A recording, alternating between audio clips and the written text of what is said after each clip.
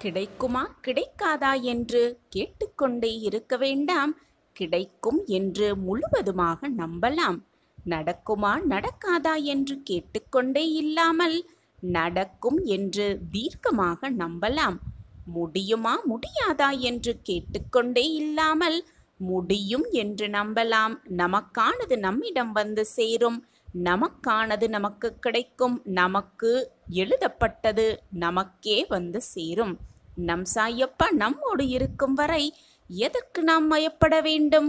சாயப்பா இருக்க நமக்கு ஏன் மனக்கவலை?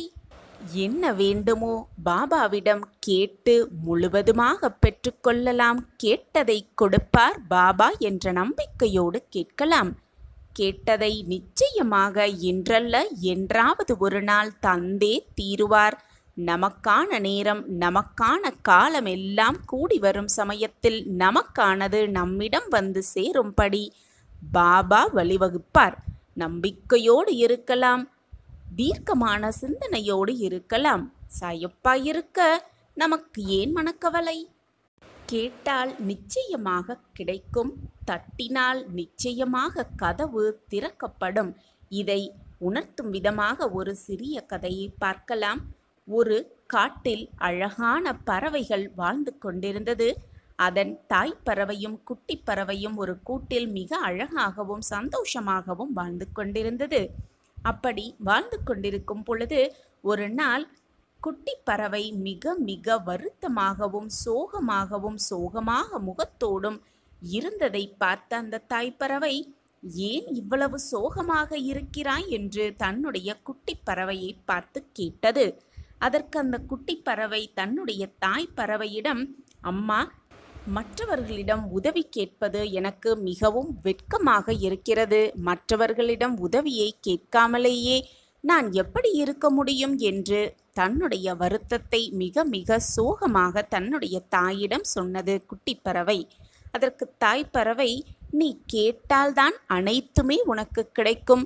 கேட்பதற்கே இப்படி சிந்தித்து கொண்டே இருந்தால் உனக்கு எதுவுமே வந்து சேராது. கேட்டால்தான் எதுவுமே கிடைக்கும்.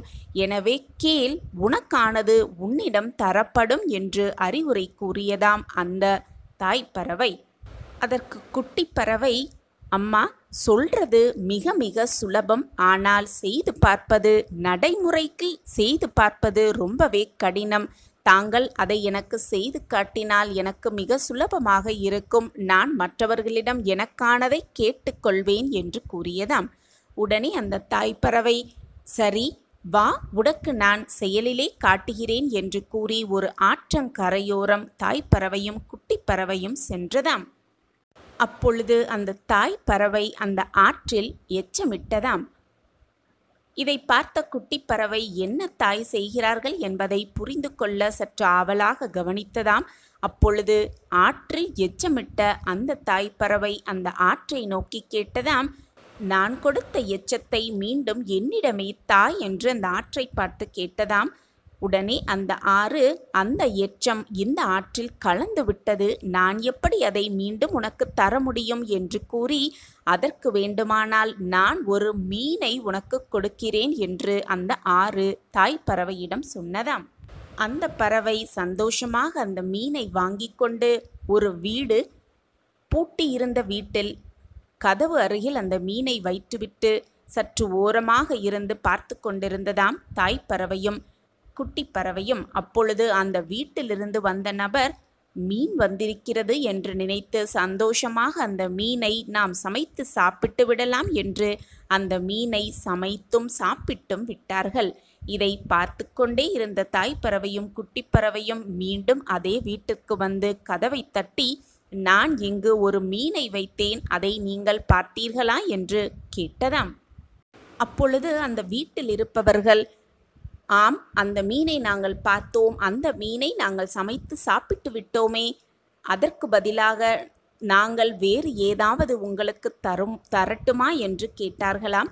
அதற்கு அந்த தாய் பறவை, சரி தாருங்கள், ஆனால் என்ன தரப்போகிறீர்கள் என்று கேட்டதாம். உடனே அந்த வீட்டில் இருப்பவர்கள் சற்று சிந்தனை செய்துவிட்டு, நான் உங்களுக்கு கயிறு ஒன்றை தருகிறேன். பெற்றுக்கொள்ளுங்கள் என்று கயிறை அந்த வீட்டின் உரிமையாளர் அந்த தாய் பறவையிடம் கொடுத்தார்களாம். அந்த தாய் பறவையும் குட்டி பறவையோடு சேர்ந்து அந்த கயிறை எடுத்துக்கொண்டு ஒரு விவசாய நிலத்தின் மீது மேலே பறந்து சென்று கொண்டிருந்த பொழுது அங்கே ஒரு விவசாயி விவசாயம் செய்வதற்காக தன் கிணற்றில் தண்ணி மொண்டு கொண்டிருக்கும் பொழுது அவர் முள்ளும் அந்த வாளியின் கயிறு ரொம்பவே பழுதடைந்த நிலையில் இருந்ததால் அறுந்து போனது. அந்த சமயம் எப்படி நாம் நீரை எடுத்து விவசாயம் செய்ய முடியும் என்ற கவலையோடு அந்த விவசாயி உட்கார்ந்திருந்தாராம். அப்போ அந்த கயிறோடு பறந்து கொண்டிருந்த அந்த தாய் பறவை இதை அனைத்தையும் பார்த்துவிட்டு அந்த விவசாயியிடம் வந்து, நான் உங்களுக்காக கயிறு தருகிறேன், ஆனால் அந்த கயிறுக்காக நீங்கள் என்னிடம் என்ன கொடுப்பீர்கள் என்று கேட்டதாம். உடனே அந்த விவசாயி சந்தோஷமாக, எனக்கு நீ கயிறை கொடுத்தால் நான் உனக்கு சில விதைகளை கொடுக்கிறேன், அந்த விதைகள் உலகத்தில் அழிந்து விட்டது என்று அனைவரும் நினைத்து கொண்டிருக்கிறார்கள், அந்த நெல் விதைகளை நான் உனக்கு சிறிது தருகிறேன், அதை வைத்துக்கொள்கிறாயா என்று அந்த விவசாயி கேட்டவுடன், சரி தாருங்கள் என்று கயிறை கொடுத்துவிட்டு அந்த விதையை வாங்கி கொண்டதாம் அந்த தாய்ப்பறவை. அப்போது அந்த விதைகளை எல்லாம் எடுத்துக்கொண்டு அரண்மனைக்கு சென்றதாம் தாய்ப்பறவையும் குட்டி பறவையும். அங்கே அரசவையில் அரசருக்கு முன்பாக அந்த நெல் மணிகளை வைத்துவிட்டு சற்று ஓரமாக இருந்து கவனித்து கொண்டிருந்ததாம் அந்த தாய் பறவையும் குட்டி பறவையும். அப்பொழுது அந்த அரசவையில் அரசர் அந்த நெல்மணிகளை பார்த்துவிட்டு, இந்த நெல்மணிகள் அழிந்து போய்விட்டது, இதற்கான விதைகள் எங்குமே இல்லை என்று நாம் நினைத்து கொண்டிருந்தோம், ஆனால் இந்த விதைகள் இப்பொழுது இங்கு எப்படி வந்தது? உடனே வாருங்கள், இந்த விதைகளை விதைத்து பல விதைகளை நாம் உருவாக்கி கொள்ளலாம் என்று உத்தரவு போட்டாராம். அந்த சமயம் பார்த்து அந்த தாய் பறவை அரசரிடம் வந்து, அரசே, இந்த விதைகளை நான் இங்கு வைத்திருந்தேன், அதை பார்த்தீர்களா என்று கேட்டதாம். உடனே அரசர், அந்த நெல்மணிகள் நீ கொண்டு வந்ததா, உன்னுடைய விதைகளா? அந்த விதைகளை வளர்க்கலாம் என்று நான் விதைத்து விட்டேன், அதற்கு பதிலாக நீ என்னிடம் என்ன வேண்டுமானாலும் கேள், நான் உனக்கு தருகிறேன் என்று கூறினாராம். உடனே அந்த தாய் பறவை, சரி, அந்த விதைகளை எடுத்துக்கொண்டீர்கள், அதற்கு பதிலாக நான் 1 மணி நேரம் இந்த நாட்டிற்கே அரசராக வேண்டும் என்று கூறியதாம் அந்த தாய்ப்பறவை. உடனே அரசரும் ஆச்சரியமாக அந்த பறவையை பார்த்து சற்று சிந்தனையோடு, சரி 1 மணி நேரம்தானே என்று முடிவு செய்து அந்த பறவையை அந்த நாட்டிற்கு அரசனாக ஆக்கிவிட்டாராம். அந்த 1 மணி நேரத்தில் அந்த தாய் பறவை ஒரு அறிவிப்பை வெளியிட்டதாம். இனி இந்த ஊரில் வாழும் அனைத்து மக்களும் தாங்கள் உணவு உண்பதற்கு முன்பாக ஒரு கைப்பிடியேனும் உணவை அவர்கள் வீட்டில் மாடியில் வைத்துவிட வேண்டும், அனைத்து பறவை இனங்களும் அந்த உணவை சாப்பிடும் என்ற உத்தரவையும் அறிவித்ததாம் அந்த தாய்ப்பறவை. இதை பார்த்து கொண்டே இருந்த குட்டி பறவை தன்னுடைய தாயின் புத்தி கூர்மையை பார்த்து மெய் சிலிர்த்து நின்றதாம். வெட்கப்படாமல் அனைத்தையும் அனைவரிடையும் கேட்டு கேட்டு பெற்றுக்கொண்ட அந்த தாய்ப்பறவை, நம் தாய்ப்பறவை இந்த நாட்டுக்கே அரசராகியும் ஆகிவிட்டது, அது மட்டுமல்லாமல் நம் பறவை இனத்திற்கே தினமும் உணவு கிடைப்பதற்கான வழியையும் செய்துவிட்டதே, கேட்டு கேட்டு அனைத்தையும் பெற்றுவிட்டார்களே என்று திகைப்போடு தன் தாயை பார்த்து கொண்டே இருந்ததாம் குட்டி பறவை. அந்த தாய்ப்பறவை அப்பொழுது அந்த குட்டி பறவைக்கு அறிவுரை கூறியதாம், நான் உணவு உண்பதற்காக, நம் பறவையினமே உண்பதற்காக இந்த ஒரு செயலை செய்யவில்லை, உனக்கு புரிய வைப்பதற்காகத்தான், செயல் செய்து காட்டினால்தான் உனக்கு நன்றாக புரியும் என்பதற்காகத்தான் நான் இதை அனைத்தையும் செய்தேன். கேட்டால்தான் கிடைக்கும், தட்டினால்தான் திறக்கப்படும் என்பதுதான் உண்மையிலும் உண்மை. கேட்டால் நிச்சயமாக கிடைக்கும், கேட்பதற்கான பலன் நிச்சயமாக கிடைத்தே தீரும் என்பதை இப்பொழுது உணர்ந்து கொண்டாயா என்று தாய்ப்பறவை குட்டி பறவையை பார்த்து கேட்டதாம். கேட்டால்தான் கிடைக்கும் என்பதை சரியாக புரிந்து கொண்ட அந்த குட்டி பறவை கேட்டு கேட்டு தன் வாழ்நாளில் அனைத்தையும் சாதித்து கொண்டதாம். நாமும் கேட்டால்தான் கிடைக்கும் என்ற நம்பிக்கையோடு இருக்கலாம். நம் வாழ்க்கைக்கு தேவையான அனைத்தையும் கேட்டு கேட்டு பெற்றுக்கொண்டு வாழ்வில் நிம்மதியாகவும் சந்தோஷமாகவும் வாழலாம். கேட்டால் கொடுப்பவர்கள் கொடுக்கலாமா கொடுக்க வேண்டாமா என்று 1000 முறை யோசனை வேண்டுமானால் செய்யட்டும். ஆனால் கேட்பதை நாம் கேட்டே தீர வேண்டும். அப்பொழுதுதான் அது இன்றல்ல என்றாவது ஒரு நாள் நம்மிடம் கிடைக்கும், நம்மிடம் வந்து சேரும். நம்பிக்கையோடு கேட்கலாம், தட்டிக்கொண்டே இருக்கலாம். நமக்கான கதவு நிச்சயமாக திறக்கப்படும். நமக்கான கேட்டலுக்கான பதில் நிச்சயமாக நமக்கு கிடைக்கும் என்ற நம்பிக்கையோடு கேட்டுக்கொண்டே இருக்கலாம். நம் சாயப்பா நம்மோடு இருக்கும் வரை நாம் கேட்பது, விரும்பியது, ஆசைப்பட்டது, நாம் அவரிடம் பிரார்த்தனையாக வைத்தது அனைத்தையும் நமக்கான நேரம் வரும் வரை நிச்சயமாக பொறுத்திருந்து நம்மிடம் கொண்டு வந்து சேர்ப்பார்.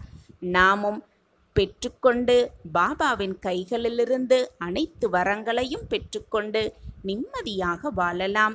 சந்தோஷமாக ஆச்சரியங்களோட வாழ்க்கையை நிம்மதியாகவே வாழலாம். சாயப்பா இருக்க நமக்கு ஏன் மனக்கவலை? பல நாள் கஷ்டத்திற்கும் வேதனைக்கும் ஒரு பலன் வரப்போகிறது. உனக்கு வரும் கஷ்டங்கள் எல்லாம் உன்னை தாழ்த்ததான் என்று நீ நினைத்து கொண்டிருக்கிறாய், தவறாக நினைத்து கொண்டிருக்கிறாய். ஆனால் உண்மையில் அது உன்னை தாழ்த்துவதற்காக வருவதில்லை குழந்தா. உன்னை அடுத்த கட்டத்திற்கு மேம்படுத்தத்தான் அந்த கஷ்டம் உனக்கு வருகிறது என்பதை தெளிவாக தெரிந்து கொள். குழந்தா, உனக்கு ஒரு விஷயம் தாமதமாக நடக்கிறது என்றால் அது உனக்கு நிறைவான விஷயமாக ஆகப்போகிறது என்றுதான் அர்த்தம். குழந்தையே, நான் உன்னை சோதிப்பேனே தவிர கைவிடவே மாட்டேன். சோதனை கூட உன்னையே உனக்கு புரிய வைக்க, உன் வாழ்க்கையை உனக்கு புரிய வைக்க, உனக்கு கிடைத்திருக்கும் இந்த வாழ்க்கையை எப்படி வாழ வேண்டும் என்பதை உனக்கு உணர்த்ததான் அந்த சோதனைகளை நான் ஏற்படுத்தி கொண்டிருக்கிறேன் என்பதை புரிந்து கொள். உன்னை சுற்றி இருப்பவர்கள் உன் மனதை துரத்தி வெறுத்து வைக்கிறார்கள் என்று நினைக்காதே. உன் மனதை காயப்படுத்துகிறார்கள் என்று அவர்களோடு வாதம் செய்யாதே. அந்த தருணத்தை மிக அமைதியாக கடந்து சென்றுவிடு. அந்த தருணத்தில் அமைதியாக இருந்துவிடு. இருந்து உன்னுடைய பிரகாசமான செயல்களால் அவர்களுக்கு உணர்த்து நீ யார் என்று, எப்படிப்பட்டவர் என்பதை அவர்களுக்கு உணர்த்து உன் செயலால். ஒவ்வொரு விஷயத்திலும் கவனம் தேவை என் பிள்ளையே. அதை ஒவ்வொரு செயலிலும் யோசித்து யோசித்து செயல்படுத்து. அதுவே உன் வாழ்வுக்கு நல்லதும் கூட. உனக்கான ஒரு நல்லதொரு வாழ்க்கை காத்து கொண்டிருக்கிறது. அது உன்னுடைய எல்லா வலிகளுக்கும் எல்லா வேதனைகளுக்கும் மருந்தாகவே இருக்கப் போகிறது. இன்னும் உன் வாழ்க்கையில் பல இருக்கிறது அரங்கேற. அதுவரை பொறுமையாக காத்திரு. அந்த அழகிய நாட்களை, உனக்கு அரங்கேறப் போகும் அந்த அழகிய நிகழ்வுகளை நிகழ்வதற்காக காத்து கொண்டிரு. பொறுமையாக, நிதானமாக.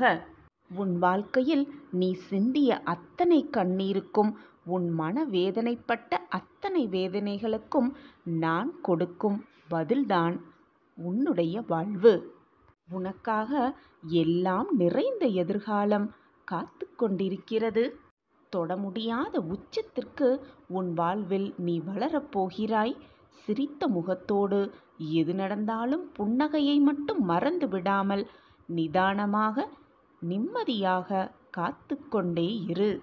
உன்னையையும் உன் வாழ்க்கையையும் நிறைவுடையதாய் மாற்ற வேண்டிய பொறுப்பு உன் சாயப்பாவுடையது. எனவே எதற்கும் கலங்காதே, நான் இருக்கிறேன். உன்னுடைய முயற்சியாலும் உன்னுடைய மன நிம்மதிக்காகவும் நீ உழைத்து முன்னேறினாய்.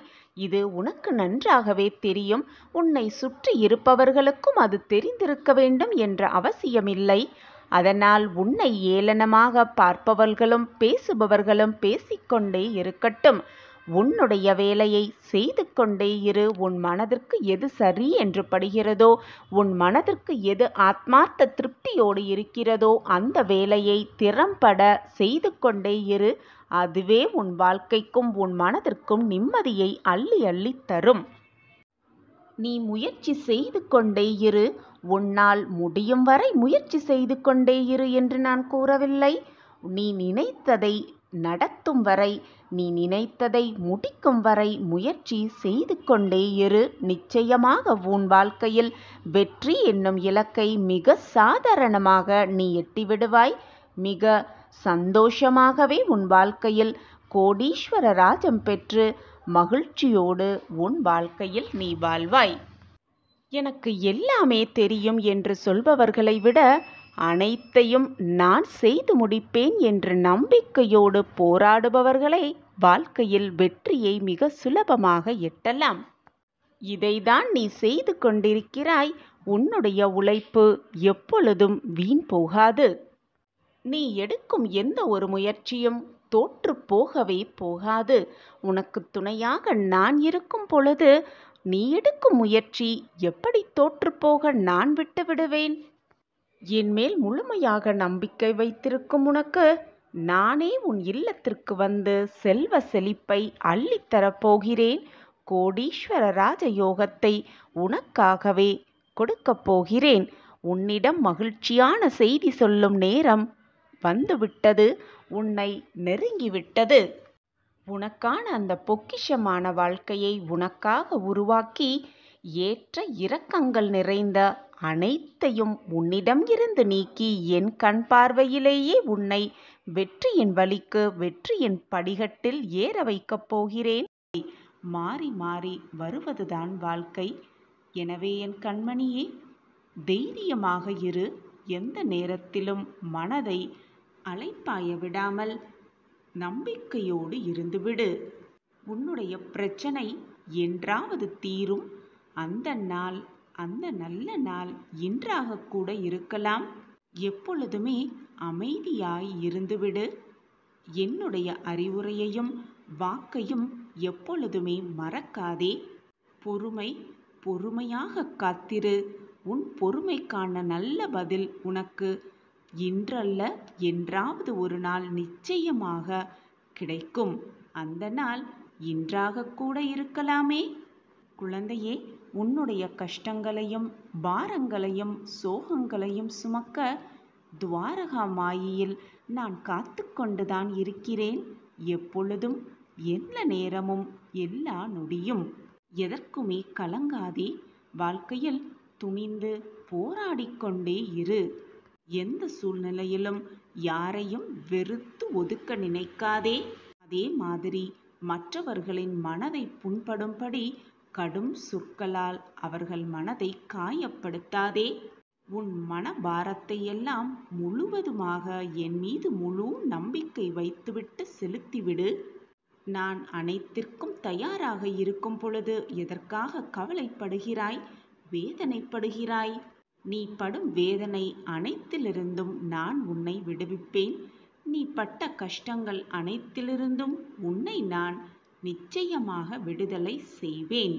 இது நாள் வரை நேர்முகமாகவும் மறைமுகமாகவும் நீ பட்ட வேதனை எல்லாமே போதும். காலத்தின் கட்டாயம் உன்னுடைய கர்ம வினைகளை நீ அனுபவிக்க வேண்டிய சூழ்நிலையில் இப்பொழுது இருக்கிறாய். இந்த ஒரு சூழ்நிலையிலிருந்து முற்றிலுமாக நான் உன்னை விடுவித்து விட்டேன். அந்த நல்ல நாள் இன்றுதான். மகிழ்ச்சியாக இரு. உன் வாழ்க்கையில் நீ ஏற்றத்தை சர்வ நிச்சயமாக பெறுவாய். நான் உன்னுடன் எப்பொழுதும் இருக்கும் பொழுது வீணாக உன் கண்ணீரை வீணடிக்காதே. நல்லது மட்டுமே நினை. நல்லதை பற்றி மட்டுமே பேசு. நல்லதை மட்டுமே செய். உனக்குரிய கஷ்டமான நேரத்தில் உனக்கு வந்திருக்கும் அந்த கஷ்டத்தை எப்படி மீள்வது, அந்த கஷ்டத்தை எப்படி சரி செய்வது என்பதை பற்றி மட்டுமே சிந்திக்காமல் என்னை நினைத்துப்பார். அந்த கஷ்டமே உனக்கு தெரியாமல் நான் உன்னை வெளியே கொண்டு வந்து விடுவேன். இது உன் சாயப்பாவின் சத்திய வாக்கேதான். வானமே இடிந்து உன் மேலே விழுந்தாலும் உன் நிலையில் நீ உறுதியாக இரு. அனைத்தையும் தாங்கும் சக்தியை நான் உனக்கு கொடுத்து கொண்டே இருப்பேன். உனக்கு முன்னும் பின்னுமாக பக்கவாட்டிலுமாக அனைத்து திசைகளிலும் உன் அப்பா உன்னை சூழ்ந்து இருக்கையில் கஷ்டம் என்பது உனக்கு நிச்சயமாக தெரியாது. அந்த கஷ்டத்தை உன்னை தீண்டவும் நான் விடமாட்டேன். நிச்சயமாக உனக்கு ஒரு பாதுகாவலனாக நான் இருப்பேன் குழந்தையே. இதுவும் என்னுடைய சத்திய வாக்கேதான். நிரந்தரமே இல்லாத இந்த வாழ்க்கையில் எடுத்துக்கொண்டு போக எதுவுமே இல்லாத போது உன்னுடைய கோபம் எதற்குமே பயனில்லாதது. தேவையில்லாத விஷயத்தில் கோபப்படாதே. தேவை இருக்கும் விஷயத்தில் கூட கோபத்தை குறைத்துக்கொள். அனைத்தையும் இறைவனிடம் சமர்ப்பித்து விடுங்கள். என்னை முழுமையாக சரணடைந்தவர்களின் வாழ்க்கையில் நடக்கும் அனைத்து செயல்களையும் நடத்துபவர் நானே. உனக்கு நடப்பது அனைத்தும் உன் நன்மைக்கே என்பதை தீர்க்கமாக நம்பு. நான் உன்னைதான் பார்த்து கொண்டிருக்கிறேன்.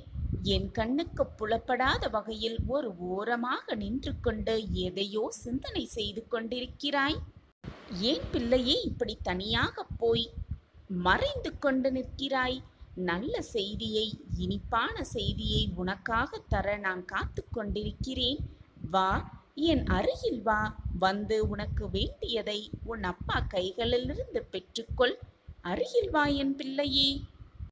இனி உன் சிந்தனை, உன் தேவையில்லாத சிந்தனையெல்லாம் வீணாகி போய்விடும்.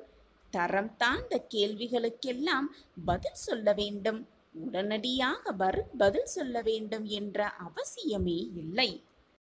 நாய் குறைக்கிறதே என்று சிங்கமும் குறைக்க ஆரம்பித்தால் அது அசிங்கமாகிவிடும் அந்த சிங்கத்திற்கே. சிங்கத்திற்கு என்று ஒரு கம்பீரம் இருக்கிறது. அந்த கம்பீரத்திலிருந்து சிங்கம் இறங்கி வராமல் இருந்தால்தான் சிங்கத்திற்கு அது அழகாகவே இருக்கும். உன் வாழ்க்கையில் என்ன செய்ய வேண்டும், எதை கொடுக்க வேண்டும் என்று தெய்வம் நினைத்தது எதுவுமே தடைபடாமல் உனக்கு வழங்கிக் கொண்டே இருக்கும், கொடுத்து கொண்டே இருக்கும். ஆகவே எதை நினைத்தும் கலங்கிக் கொண்டே இருக்காதே, வருத்தப்பட்டு கொண்டே இருக்காதே. நான் உன்னோடு உன்னுள்ளேயே இருந்து கொண்டிருக்கிறேன் என்பதை எப்பொழுதும் மறந்துவிடாதே என் பிள்ளையே. எப்பொழுதுமே விழிகளில் நீருடன் காத்திருக்கும் உன் கண்கள், ஏங்கி தவித்து கொண்டிருக்கும் உன்னுடைய மனம், அது மட்டுமல்லாமல் உன்னை உருக்குலைய வைக்க வந்த சூழ்நிலைகள் எல்லாமே சிதறி உன்னை விட்டு ஓடப் போகிறது, உன்னை விட்டு விலகப் போகிறது. உன்னை அவமானப்படுத்தியவர்களுக்கு முன்பாக, உன்னை ஏளனமாக பேசியவர்களுக்கு முன்பாக நீ கிரீடத்தை சூடி கம்பீரமாக அந்த சிங்கம் போல் காட்சியளிக்கப் போகிறாய். கலங்காதே என் பிள்ளையே. மனதில் ஒரு உறுதி கொள். எது நடந்தாலும் அது சாயின் பார்வையில்தான் நடக்கிறது, சாயின் அனுமதியில்தான் நடக்கிறது என்பதை தீர்க்கமாக புரிந்து கொண்டாலே போதும். நம் வாழ்க்கையில் ஏன் இவ்வளவு பிரச்சனைகள் வருகிறது என்ற எண்ணமே உன் மனதில் எழ வேண்டிய அவசியமே இருக்காது. எது வந்தாலும், எதை உன்னை சூழ்ந்து இருந்தாலும் கூட அஞ்சி விடாதே. நான் உனக்கு கொடுப்பது அனைத்தும் நன்மைக்காகவே கொடுப்பேன் என்பதை நம்பிக்கையோடு நம்பு. இனி நீ நன்றாக வாழ்வாய். என்னுடைய ஆசிர்வாதம் எப்பொழுதுமே உனக்கு இருக்கும். போனது போகட்டும், விட்டுவிடு. இன்று முதல் உன் வாழ்வில் புதிய அத்தியாயம் துவங்குகிறது. இனிதான் என்னுடைய ஆட்டமும் ஆரம்பமாகிறது. இது உனக்கே புரிய போகிறது.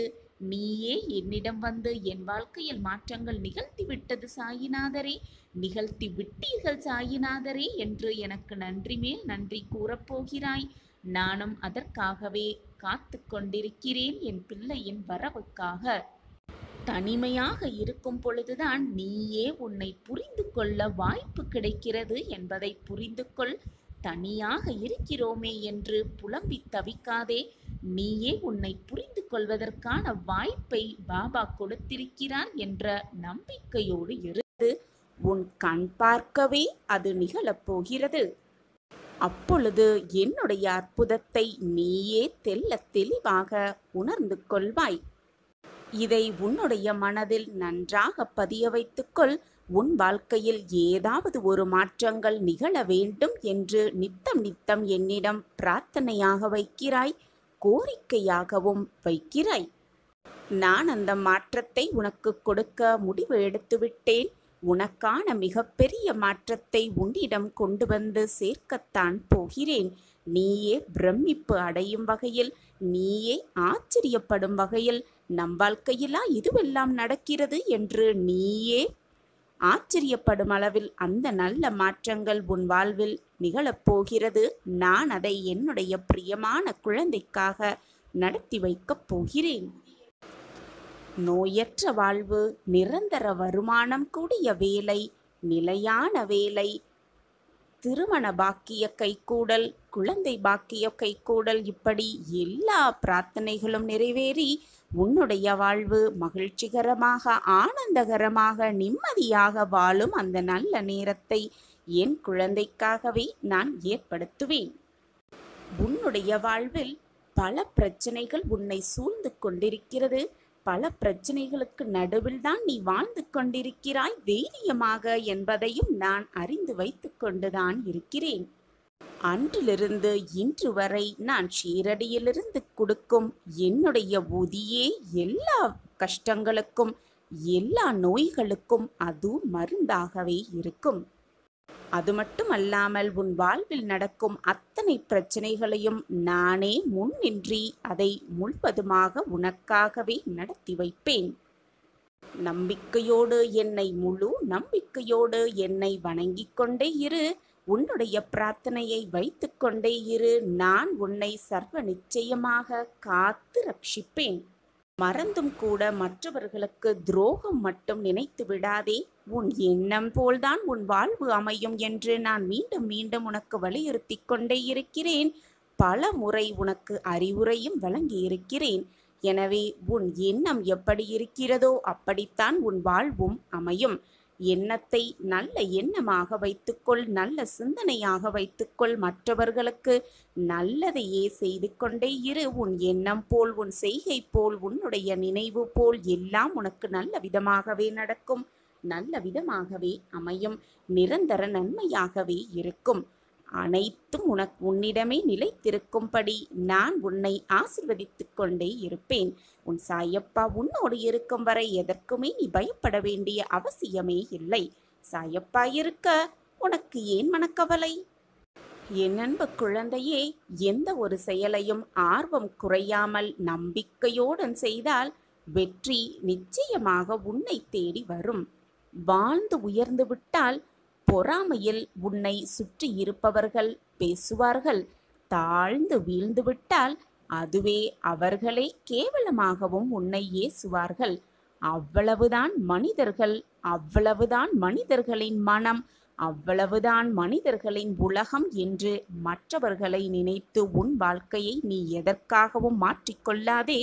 நீ வாழ்ந்தால் உன்னை பொறாமையாக பேசுவார்கள், தாழ்ந்தால் இழிவாக பேசுவார்கள். அவர்களுக்காக உன்னுடைய எண்ணத்தையும் உன்னுடைய வழிகளையும் எப்பொழுதுமே மாற்றிக்கொள்ளவே கொள்ளாதே. நம்பிக்கை வெற்றியோடு வரும். ஆனால் வெற்றி என்பது நம்பிக்கை யார் ஒருவரிடத்தில் அதிகமாக இருக்கிறதோ அவர்களிடம் மட்டும்தான் வரும் என்பதை தீர்க்கமாக புரிந்து கொள். வாழ்க்கையில் நிம்மதி தேவை என்றால் ஞாபக மறதி என்பது நிச்சயமாக தேவை. நடந்ததை, நிகழ்ந்ததை மறந்து விடுவதுதான் மிக மிக நல்லது. அனைத்தையும் மறந்துவிட்டு நீ உன் வழியில் சென்று கொண்டே இருந்தால்தான் உனக்கு எதிராக வரும் எந்த தடைகளாக இருந்தாலும் அதை தடைத்து எறிந்துவிட்டு உன்னுடைய இலக்கை நீ அடைய முடியும். வெற்றிகரமாக அந்த இலக்கை அடைந்து வாழ்க்கையில் வெற்றியை அடைந்தே தீரலாம். உன் கனவு வெற்றி அடையாது. முட்டாள்தனமானது என்று யார் சொன்னாலும் ஏற்றுக்கொள்ளாதீர்கள். உன்னுடைய கனவு வெற்றியடையாது என்று யார் உனக்கு எதிர்மறையாக பேசுகிறார்களோ அவர்களை உன் அருகில் கூட வைத்து கொள்ளாதே. உன்னால் முடியும், உன்னால் முடியாததையும் உன்னால் முடித்து காட்ட முடியும் என்று யார் உன்னிடம் நேர்மறையாக கூறுகிறார்களோ அவர்களோடு மட்டுமே உன் பழக்கத்தை வைத்துக்கொள். அவர்களோடு மட்டுமே உன் எண்ணத்தை வெளிப்படுத்து. ஏனென்றால் அவர்கள்தான் உன் வாழ்க்கைக்கு மிக நல்லவர்களாகவே இருப்பார்கள். ஒருவருக்காக எதை வேண்டுமானாலும் விட்டு கொடுத்து விடலாம். உன் புன்னகையை ஒன்றை தவிர எது வேண்டாலும் மற்றவர்களுக்காக நீ விட்டு கொடுத்தே விடலாம். சாதிப்பதற்கான எண்ணம் உன்னுடைய ஆள் மனதில் தோன்றிவிட்டால் எது இருந்தாலும் இல்லை என்றாலும் கூட உன்னால் சாதிக்க முடியும். உன்னுடைய விடாமுயற்சியால் உன்னால் நிச்சயமாக சாதிக்க முடியும். ஆனால் சாதிக்கும் எண்ணம் உன் அடி மனதிலிருந்து எழ வேண்டும். அப்படி இருந்து பார், இந்த வாழ்வே உனக்கு வசமாகும்.